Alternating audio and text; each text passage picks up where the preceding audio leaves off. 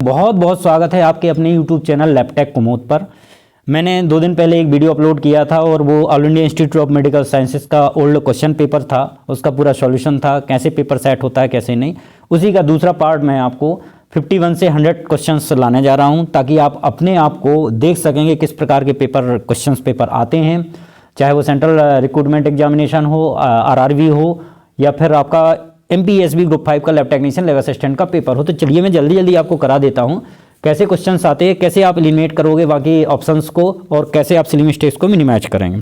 तो question number 51, the normal concentration of protein in CSF as. सीधा सा पूछा गया है कि जो CSF में प्रोटीन का कंसंट्रेशन होता है वो नॉर्मल कितना होता है।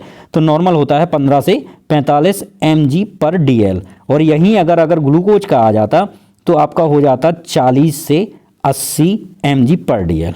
ठीक है दोस्तों, चलिए नेक्स्ट क्वेश्चन की तरफ चलते हैं। 52, the specimen for the examination of seminal fluid is diluted in सेलाइन in the ratio of. सीधा सीधा पूछा गया है कि अगर सेमिनल फ्लूइड को डाइल्यूट किया जाए तो नॉर्मल सेलाइन के साथ तो किस रेशियो में किया जाए। तो इसका राइट ऑप्शन 1:20 है। Question number 53, for the collection of CSF is the easiest puncture can be done at which vertebral interspace. पूछा गया है ये कि जो CSF को ऑब्टेन करते हैं, जहाँ से एस्पिरेट करते हैं, वो वर्टिब्रल का कौन सा इंटरस्पेस रहता है। तो आप सब जानते हो, इसमें कोई बताने की जरूरत है नहीं, L3 L4। क्वेश्चन नंबर 54 की तरफ चलते हैं। The nuclear structure of Entamoeba histolytica as Sargent's stain appear. अगर सर्गेंट्स स्टेन में अगर आप करेंगे तो आपको कौन से कलर दिखेगा अगर एंटीअमीबा हिस्टोलिटिका के स्ट्रक्चर का, न्यूक्लियर स्ट्रक्चर का स्पेशली, तो पेल ग्रीन दिखेगा। ठीक है दोस्तों। Question number 55, which of the following is not a physiological cause for turbidity of urine. ये पूछा गया है कि जो फिजियोलॉजिकल कारण होता है यूरिन की टर्बिडिटी होने का, मतलब किसी पैथोलॉजी नहीं है, कोई बीमारी नहीं है उसमें, केवल फिजियोलॉजिकल कंडीशन से, वो क्या होता है। तो राइट नॉट पूछा गया है। कभी भी एक्सेप्ट आ जाए इसको छोड़ के या नॉट आ जाए तो याद रखना आप, क्योंकि 3 ऑप्शन सही होते हैं और एक ऑप्शन सही नहीं होता। चलिए इसका ऑप्शन देख लेते हैं। ये ऑप्शन है presence of vaginal discharge, presence of blood loss, presence of mucus और प्रेसिपिटेशन ऑफ द क्रिस्टल। तो ब्लड अगर दिखता है उसमें तो ही ये पैथोलॉजिकल कंडीशन है, बाकी तीनों के तीनों ऑप्शंस जो है फिजियोलॉजिकल कंडीशन है। ठीक है, चलिए नेक्स्ट क्वेश्चन पे चलते हैं। क्वेश्चन नंबर 56 है, विच of the following reagent is use for the microscopic examination of sperm count. सीधा सा पूछा गया है कि जो स्पर्म काउंट के लिए आप माइक्रोस्कोपी करते हैं स्पर्म काउंट की, उसमें से निम्नलिखित में से कौन से रिएजेंट का यूज करते हैं। तो फॉर्मलिन वाई कार्बोनेट, ये हमेशा याद रखना। या सीमेन डाइल्यूटिंग फ्लूइड्स में क्या होता है, ये भी कई बार पूछा जा सकता है। सीमेन डाइल्यूटिंग फ्लूइड में कौन सा रिएजेंट होता है। तो फॉर्मलिन बाइकार्बोनेट। चलिए नेक्स्ट क्वेश्चन की तरफ चलते हैं। Question number 57, microscopic examination of stool. अगर स्टूल का माइक्रोस्कोपिक एग्जामिनेशन किया जाता है, carried out to determine the presence of which of the following, निम्न में से क्या आपको डिटरमाइन होगा। तो अगर स्टूल का करते हैं तो फैट होगा, पैरासाइट्स पैथोलॉजिकल कंडीशंस में रहेगा, पस पैथोलॉजिकल कंडीशंस में रहेगा, म्यूकस रहेगा। तो नॉर्मली क्या हो सकता है, फैट हो सकता है। क्वेश्चन नंबर 58, यूरिन का जो स्पेसिफिक ग्रेविटी है निम्नलिखित में से किस स्थिति में कम होता है। तो यूरिन की स्पेसिफिक ग्रेविटी मैंने आपको बताई थी, क्या होती है 1.003 से 1.030 होती है। स्पेसिफिक ग्रेविटी होती क्या है, स्पेसिफिक ग्रेविटी बिल्कुल सिंपल मायने में कि कौन सा फ्लूइड, मतलब यूरिन कितनी कंसंट्रेट है, कितने इनऑर्गेनिक ऑर्गेनिक सब्सटेंसेस उसमें हैं और कितनी डाइल्यूट है, ये रहती है। तो यूरिन का जो है डायबिटी इंसिपिडस में क्या होगा, इस स्थिति में यूरिन की जो स्पेसिफिक ग्रेविटी होगी कम होगी। ठीक है, बाकी की कंडीशन में डायबिटिक मेलाइटस हो गया, डिहाइड्रेशन हो गया, या फिर यूरिन में अगर ब्लड का फ्लो कम होता है तो उस कंडीशंस में ज़्यादा होगी। क्वेश्चन नंबर 59, कितना CSF दबाव होने पर इसे कम CSF दबाव कहा जाता है। तो इसका राइट आंसर है less than 50 mm H2O2। Question number 60, which of the following is not analysed in renal clearance test. पूछा गया है कि निम्नलिखित में से कौन सा रीनल क्लियरेंस टेस्ट एनालाइड नहीं कर सकते हैं। तो हीमोग्लोबिन नहीं करते, बाकी सारे के सारे क्या हैं आपके, मैनिटोल हो गया, यूरिया हो गया और नीचे क्रिएटिनिन भी लिखा है, तो तीनों के तीनों आप कर सकते हैं, बट हीमोग्लोबिन नहीं करते हैं। Question number 61, A sperm count of less than 20 millions पर ml सीमेन इज कॉल्ड। अगर आप स्पर्म काउंट कर रहे हैं और 20 मिलियन पर ml से लेस देन है 1 ml में, तो उसको क्या बोलेंगे, तो उसको क्या बोलेंगे दोस्तों, ओलिगोस्पर्मिया बोलेंगे। ठीक है, इनके टर्म्स आपको बहुत ज़रूरी आना है। एस्पर्मिया का मतलब होता है कंप्लीट एब्सेंस ऑफ सीमेन। एजियोस्पर्मिया का मतलब ये है कि सीमेन तो आ रहा है लेकिन उसमें स्पर्म बिल्कुल कंप्लीट एब्सेंट है। तो ये टर्म्स हमेशा पूछे जाते हैं। मैं बार बार बोलता हूँ, क्लिनिकल पैथोलॉजी फुली मैनुअल है, ज़्यादातर मैनुअल लेबोरेटरी है, उसको आप अवॉइड मत करें। इससे बहुत क्वेश्चन बनते हैं। एमपीएसबी ग्रुप 5 में भी पिछली बार बहुत सारे क्वेश्चन बने थे। चलिए दोस्तों 62 की तरफ चलते हैं। यूरिन के कंसंट्रेट की जांच करने के लिए, यूरिन का अगर कितनी कंसंट्रेट है उसकी जांच करने किसके द्वारा की जाती है, तो ये है द्रव बंचन परीक्षण। चलिए next question 63, which of the following is an organic substance present in CSF. पूछा गया है कि निम्नलिखित में से ऑर्गेनिक पूछा गया। वैसे तो सारे ही रहते हैं, ऑर्गेनिक रहते हैं और इनऑर्गेनिक रहते हैं, पर ऑर्गेनिक तो राइट आंसर यूरिया। यूरिया क्या है, ऑर्गेनिक सब्सटेंसेस है। यूरिया है, क्रेटिनिन है, ये सारी चीज़ें। बाकी सोडियम, कैल्शियम, पोटेशियम, क्लोराइड, ये सारी सब क्या है, ये इनऑर्गेनिक है। ठीक है दोस्तों, क्या है, इनऑर्गेनिक। तो इसमें कंफ्यूजन आपको कभी नहीं पालना है। चलिए क्वेश्चन नंबर 64, सीमेन का जो सामान्य पीएच कितना होता है, आप सब जानते हो 7.5 होता है, मतलब स्लाइटली क्या होता है, स्लाइटली एल्कलाइन होता है। ठीक है दोस्तों, तो ये हमेशा याद रखें। अगर ये पीएच का ये नंबर नहीं आता है तो आप ये आ सकता है कि स्लाइटली एल्कलाइन होता है या एसिडिक होता है, हर तरह से सोचना है आपको। चलिए question number 65, the normal count of the sperm is. पूछा गया है कि जो स्पर्म का नॉर्मल काउंट होता है वो कितना होता है, आप सब जानते हो 100 से लेके 150 मिलियन पर ml। Question number 66, the occurrence of sciatica pain indicates that the needle use for the cerebrospinal fluid aspiration. Cerebro अगर सीएसएफ को एस्पिरेट करना है, अगर किसी पेशेंट्स को साइटिका पेन है तो किस डायरेक्शन में करना चाहिए, तो टू लेटरल करना चाहिए। ठीक है। क्वेश्चन नंबर 67, मोटाइल स्पर्म का सामान्य प्रतिशत कितना होता है, जो इधर उधर घूम सकते हैं, मोटिलिटी दिखाते हैं, तो उसका 60% होता है या 50 दिया है। अगर मोर देन 50 भी आ जाए, ठीक है, क्या आ जाए, मोर देन 50 भी आ जाए तो आप इसको राइट मान के चलें। देखो बार बार बोल रहा हूँ मैं, क्लिनिकल पैथोलॉजी से बहुत सारे क्वेश्चन आते हैं, इसको आप बिल्कुल मिस ना करें। Question number 68, semen collection is done after a period of the sexual abstinence of. ये पूछा गया है कि सीमेन अगर लेबोरेटरी में किसी को इन्वेस्टिगेशन कराना है इनफर्टिलिटी की, तो कितना एब्सटिनेंस होना चाहिए, कितना गैप होना चाहिए, 2 से 3 दिन गैप होना चाहिए, है ना, तभी सही रिपोर्ट आएगी। 2 से 3 दिन का गैप होना चाहिए। चलिए मैं जल्दी जल्दी करा रहा हूँ क्योंकि आप सब जानते हो ये सारी चीज़ें। तो question number 69, which fungus appear as a single budding blastospore. निम्नलिखित में से कौन सी फंगस है जो वडिंग ब्लास्टोस्पोर दिखती है और उसका डायमीटर 2 से 20 माइक्रोन होता है, सराउंडिंग बाई और कैप्सूल होता है हैविंग ए डायमीटर ऑफ 3 से 5 माइक्रोन। तो राइट आंसर जो है क्रिप्टोकोकस नियोफॉर्मस। ठीक है दोस्तों। Question number 70, identification of the white blood cells in stool become easy with the addition of. ये बोल रहा है कि अगर WBC स्टूल में है तो आपको अगर अच्छे तरीके से देखना है, इजी तरीके से देखना है, बाकी के जो हमारी RBC है, एपिथेलियल सेल्स है, वो उसको इंटरफेयर ना करें, तो क्या करेंगे आप, उसमें आप क्या करेंगे, एसिटिक एसिड की आप 1 to 2 ड्रॉप डाल देंगे। ठीक है, मतलब 2 से 3 ड्रॉप आप डाल देंगे कंसनट्रेट ग्लेशियल एसिटिक एसिड की, तो RBC सारी लाइस हो जाएगी, केवल और बचेगी आपकी WBC, तो आप उसको आइडेंटिफाई कर सकते हैं। ठीक है दोस्तों। चलिए नेक्स्ट क्वेश्चन, सीमेन का जो स्पेसिफिक ग्रेविटी होती है नॉर्मली वो कितनी होती है, तो 1.028। देखो अभी 2 बार क्वेश्चन पूछ दिया गया, ये यूरिन का पूछा गया और सीमेन का पूछा गया, तो हर एक की स्पेसिफिक ग्रेविटी आपको पता होनी चाहिए। हाँ मैं थोड़ा सा बता देता हूँ, ब्लड की जो 1.055 या 1.050 से 1.060। ठीक है दोस्तों। अगर हम यूरिन की बात करें तो 1.003 से 1.030।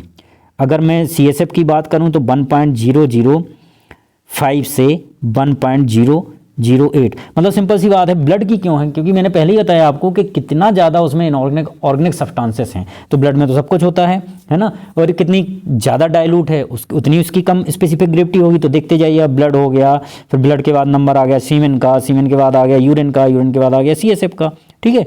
चलिए next question 72, in a sputum test after the smear as stain with Ziehl लेंसल टेक्निक AFB अपीयर। ये पूछा गया है कि अगर आप ZN स्टेन करते हैं स्पुटम टेस्ट की, जिसमें आपको AFB देखना है, तो वो कौन सा बैकग्राउंड कलर दिखेगा और कौन सा माइक्रो ऑर्गेनिज्म दिखेगा। तो आप सब जानते हैं, इसमें कोई बड़ी बात नहीं है, रेड अगेंस्ट ए ब्लू बैकग्राउंड। और अगर मेलाकाइट ग्रीन से करेंगे तो ग्रीन बैकग्राउंड में हमें रेड कलर का जो है एसिड फास्ट वेसिलाई माइकोबैक्टीरियम ट्यूबरक्लोसिस का दिखेगा। क्वेश्चन नंबर 73, स्टूल एनालिसिस में यूरोबिलिनोजन की समान मात्रा कितनी होती है? तो 50 से 300 mg प्रति 24 घंटे होती है। किसकी? यूरोबिलिनोजन की। ठीक है दोस्तों। क्वेश्चन नंबर 74, यूरिन क्रिएटिनिन दर्शाने की इकाई कौन सी है? तो सेकंड ऑप्शन ही सही है, माइक्रोमोल पर KG per day. Question number 75 की तरफ चलते हैं। ये पूछा गया है स्पाइट या थूक की रासायनिक संरचना जो केमिकल स्ट्रक्चर होता है आमतौर पर कैसे होता है? मतलब सीधी सी बात है, 95% पानी पाया जाता है और 5% क्या पाया जाता है? सॉलिड्स पाया जाता है। ठीक है, तो बॉर्डर कितना होता है? 95% और सॉलिड होता है 5%। ये क्वेश्चन कई बार ऐसे जनरल अवेयरनेस की तरफ पूछे जा सकते हैं। Question number 76, which of the following is not a component of a normal stool? ये पूछा गया कि बाकी सारे के सारे जो 3 ऑप्शंस हैं वो क्या हैं? नॉर्मल है, लेकिन not a normal component stool, मतलब आरबीसी जरूरी नहीं दिखना चाहिए। आरबीसी क्या होना चाहिए? एब्सेंट होना चाहिए स्टूल में। अगर है तो पैथोजेनिक कंडीशन से, बाकी ल्यूकोसाइट हो सकती है, थोड़ी बहुत बाइसोल्ट्स हो सकते हैं और बैक्टीरिया तो होते ही हैं। चलिए question number 77, which of the following is an abnormal crystal in urine? ये पूछा गया है कि निम्नलिखित में से एबनॉर्मल क्रिस्टल यूरिन में जो प्रेजेंट होता है वो कौन सा है? बाकी के आपके सारे के सारे भी क्रिस्टल हैं, ट्रिपल फॉस्फेट क्रिस्टल है, यूरिक एसिड क्रिस्टल है, कैल्शियम ऑक्साइड है, पर ये नॉर्मल कंडीशंस में हो सकते हैं। लेकिन ये क्या है? एबनॉर्मल कंडीशंस में हो सकता है, मतलब कुछ ना कुछ बीमारी की कंडीशंस में सिस्टीन दिख सकता है। बहुत क्वेश्चन आए यूरिन के इसमें से। चलिए next question, question number 78, semen analysis को इसके संग्रह में कितने समय के भीतर किया जाना चाहिए? सीधा से पूछा है कि अगर लेबोरेटरी में सीमेन का सैंपल आ जाता है तो कितने घंटे के अंदर कर देना चाहिए, क्योंकि उसका लिक्विफिकेशन टाइम जो है 30 से 45 मिनट होता है, तो 1 घंटे के भीतर आप टेस्ट को डन कर सकते हो। ठीक है। Question number 79, Sudan dye used in the microscopic examination of stool will stand neutral fat. जो न्यूट्रल फैट के लिए हम शोडान डाई का यूज करते हैं माइक्रोस्कोप, स्टूल की माइक्रोस्कोप एग्जामिनेशन के लिए, वो कैसा कलर दिखेगा माइक्रोस्कोप में? तो from pale orange to red. क्या दिखेगा? Orange to red. हर क्वेश्चन को बड़ी अच्छे से पढ़ना है, मैं आपको जल्दी जल्दी करा रहा हूँ क्योंकि आपका समय ख़राब ना हो। अभी 3-3, 4-4 एग्जाम होना है, तो आप जितनी ज़्यादा प्रैक्टिस करेंगे आप MCQS की, उतना ही ज़्यादा अच्छा रहेगा। और चूंकि ये पेपर तो कैसा है, ये पेपर पूछा गया है all India institute of medical science Jodhpur में। ठीक है, तो इससे कुछ ना कुछ पेपर जो सेट करता है उसके हमें माइंड को पढ़ने का समय मिलता है। उसके लिए हम देखते हैं कि किस प्रकार का पेपर सेट होता है। चलिए क्वेश्चन नंबर 80, डेली यूरिन के जरिए कितना सोडियम शरीर से बाहर जाता है? तो एक चार्ट दिया हुआ है, उसमें कितना जाता है यूरिया, कितना क्रिएटिनिन, कितना यूरिक एसिड, कितना सोडियम, पोटेशियम, क्लोराइड, सब कुछ का चार्ट दिया हुआ है, वो जरूर आप पढ़ना। 200 मोल्स प्रतिदिन जाता है। क्वेश्चन नंबर 81, निम्नलिखित में से कौन सा ग्राम पॉजिटिव बैक्टीरिया की कोशिका भित्ति की विशेषता नहीं है? नहीं है, आप भूल जाते हो, आपको लगता है अरे ये सरल क्वेश्चन आ गया, ये सरल क्वेश्चन आ गया, इसको कर देते हैं और आप गड़बड़ करके आ जाते हैं। तो इसी को सिली मिस्टेक्स बोलते हैं। तो पूछा गया ग्राम पॉजिटिव बैक्टीरिया की कोशिका की भित्ति की विशेषता नहीं है, कौन से? Gram positive. तो टेकोइड एसिड की अनुपस्थिति, किसमें टेकोइड एसिड प्रेजेंट होता है? किसमें होता है? ये आप पॉजिटिव में। ठीक है, चलिए नेक्स्ट क्वेश्चन पे बढ़ते हैं। क्वेश्चन नंबर 82 है, infections that occur as a result of accidental needle stick injury और क्लासिफाइड। अगर आपको निडल स्टिक इंजरी का एक्सीडेंट हो गया है तो जो है इन्फेक्शन होने के चांसेस कितने हैं? अगर डायरेक्ट इनोकुलेशन हुआ है ना, उस कंडीशंस में हो सकता है। Question number 83, for the growth and multiplication of bacteria which of the following is not a minimum nutrition requirement? तो विटामिन्स, इसका राइट आंसर क्या है? विटामिन्स। बाकी आपका वाटर चाहिए, नाइट्रोजन चाहिए, कार्बन तो चाहिए ही चाहिए आपको किसी भी बैक्टीरिया की ग्रोथ कराने के लिए और मल्टीप्लिकेशन, लेकिन विटामिन्स किसी स्पेशल बैक्टीरिया के लिए ही चाहिए। बहुत अच्छे शानदार क्वेश्चन हैं। Question number 84, the unit of measurement used in bacteriology is? तो माइक्रोन, ये सब आपको पता है ना, micron. Question number 85, in which of the following phases do the bacterial cell divide and their number increase exponentially? ये पूछा गया है कि निम्नलिखित में से 4 फेज होती हैं, जो लैग होती है, लॉग होती है, स्टेशनरी फेज होती है और डिक्लाइन फेज होती है। तो जो लैग फेज होती है वो अपने आप को बैक्टीरिया को बिल्कुल कम ग्रोथ करता है, अपने आप को एस्टेब्लिश करता है, और जो लॉगरिदम होती है वो उसका द्विगुणन करता है, बहुगुणन करता है, लघुगणक करता है, मतलब अपनी स्ट्रेंथ भी बढ़ाता है और अपनी मॉर्फोलॉजी भी बढ़ाता है। तो यही बोल रहा है कि बैक्टीरियल की सेल डिवीजन भी होने लग जाती है लॉगरिदम में, और एक स्टेशनरी जो फेज आती है उसमें ना तो बैक्टीरिया नए बनते हैं ना डेड होते हैं, एक स्टॉप हो जाती है पूरी प्रोसेस। और डिक्लाइन तो आप सब जानते ही हो कि वहाँ पे बैक्टीरिया किल हो जाते हैं। तो यही बोल रहा है कि जहाँ पे बैक्टीरियल सेल डिवाइड होने लग जाती है वो कौन सी फेज होती है, तो लॉगरिदम फेज होती है। मैंने ये अपने कोचिंग में पढ़ाया है, लैग लॉग। क्वेश्चन नंबर 86, बहुत ही अच्छा क्वेश्चन था ये। All micro organism and their spores on inanimate surface are the destroy using which of the following journals. तो ये कौन से माइक्रो ऑर्गेनिज्म के स्पोर्स को इनएनिमेट सरफेस पे डिस्ट्रॉय किया जा सकता है, तो स्टरलाइजर से किया जा सकता है। ठीक है। क्वेश्चन नंबर 87, सूक्ष्म जीव विज्ञान प्रयोगशाला में निम्नलिखित में से कौन सा संक्रमण का वायु मार्ग है, तो ताप गतिविधियाँ हैं, टेम्परेचर वाली। Question number 88, the biosafety level that include laboratory microorganisms and involve organisms such as HIV, hepatitis B virus and the enteric pathogen। कौन से बायोसेफ्टी लेवल में आता है, तो बायोसेफ्टी लेवल 2 में आता है, याद रखना है। जहाँ पे HIV, HVSAG या माइक्रो ऑर्गेनिज्म बैक्टीरिया वायरस वगैरह हैं तो बायोसेफ्टी लेवल 2 में आता है। Question number 89, the outer layer of bacterial cell consist of. जो बैक्टीरिया की आउटर लेयर रहती है वो क्या रहती है, मान लो सपोज ये हमने बैक्टीरिया बना दिया, ये आपका फ्लैजेला हो गया, यहाँ पे प्ली हो गई है ना, ये आपका ऊपर वाला कैप्सूल हो गया, तो ये जो आपकी है ये सेल वॉल है। ठीक है। चलिए, न्यूक्लियर बॉडी तो उसमें जो single piece of double standard DNA पड़ा रहता है, वैक्यूल्स ये रहते हैं, छोटे छोटे राइबोसोम्स ये रहते हैं। तो जो सेल वॉल होती है वो बैक्टीरियल की सेल को कंसिस्ट करती है। चलिए next question 90, in an incubator the routine temperature maintain for the purpose of bacterial growth. ये पूछ रहा है कि जो इंक्यूबेटर का टेम्परेचर करते हैं बैक्टीरियल ग्रोथ कराने के लिए वो क्या करते हैं, तो बहुत ही शानदार क्वेश्चन है ये, 35 से 37 डिग्री सेंटीग्रेड। बाकी 28 से 30 नहीं हो सकता। ठीक है, बाकी भी नहीं हो सकते। 91, निम्नलिखित में से कौन सा निरंतर कोशिका रेखा का उदाहरण नहीं है, तो WI38। ये थोड़ा सा टफ क्वेश्चन है। Question number 92, the colour code for the disposal of human anatomical waste. Human anatomical जो हमारे टिश्यू जाएंगे वो कहाँ जाएंगे, ये इसमें जाएंगे। जो ब्लू में जाएंगे वो प्लास्टिक वेयर जाएंगे ज़्यादातर, जैसे नेडल के हवाब वगैरह हैं वो सब। ब्लैक में जनरल कचरा जाएगा, रेड में हमारे ब्लड से रिलेटेड आइटम जाएंगे। ठीक है दोस्तों, तो ये बायोमेडिकल जो हजार्ड्स है वो बहुत ज़रूरी है पढ़ना, आजकल पूछता है। Question number 93, what is the shape of cocci, spherical और ओवल शेप। ठीक है, रॉड शेप क्या होते हैं आपके, वेसिलाई। स्पाइरल क्या होता है, स्पाइरला और स्पाइरोकीट्स या स्पाइरोचीट्स। कॉमा शेप्ड क्या होता है आपका, ठीक है, तो कॉमा शेप्ड क्या होता है आपका, विब्रियो कॉलरा। ठीक है, बड़े अच्छा क्वेश्चन था ये, 4 क्वेश्चन कंप्लीट हो रहे थे। क्वेश्चन नंबर 94, प्रतिबंधित प्रकाश का इस्तेमाल किस प्रकार के माइक्रोस्कोप में किया जाता है, तो डार्क फील्ड माइक्रोस्कोप में। ठीक है, बाकी भी माइक्रोस्कोप के टाइप हैं, फेज कंट्रास्ट माइक्रोस्कोप है, इलेक्ट्रॉन माइक्रोस्कोप है, ऑप्टिकल माइक्रोस्कोप है। Question number 95, which of the following types of hazards chemical causes serious biological effects after inhalation injection of the skin contact even the small. Toxic substances हैं जो अगर आप inhale कर लेते हो, ingest कर लेते हो या स्किन के कॉन्टैक्ट में स्मॉल अमाउंट में आ जाता है, तो ये हजार्ड्स केमिकल क्या करता है, टॉक्सिसिटी आपको आपकी बॉडी में करता है। चलिए नेक्स्ट क्वेश्चन पे चलते हैं। क्वेश्चन नंबर जो है 96, विच of the following needs oxygen for the it's growth. किसको ऑक्सीजन की ज़रूरत है, तो विब्रियो कॉलरा है ना। बाकी प्रोपियोनियो बैक्टीरियम, एक्नोमाइसिटी, जो क्लोस्ट्रीडियम, सारे कैसे हैं, एनारोब्स। और ये क्या हो गया, एरोब्स, जो ऑक्सीजन की प्रेजेंस में ग्रो करते हैं। ठीक है दोस्तों। क्वेश्चन नंबर 97, नम गर्मी से खराब हुए ग्लासवेयर और सामग्री के रोगाणुनाशक के निम्नलिखित में से किस उपकरण का उपयोग किया जाता है, तो हॉट एयर ओवन। ठीक है, इसका तो राइट आंसर है।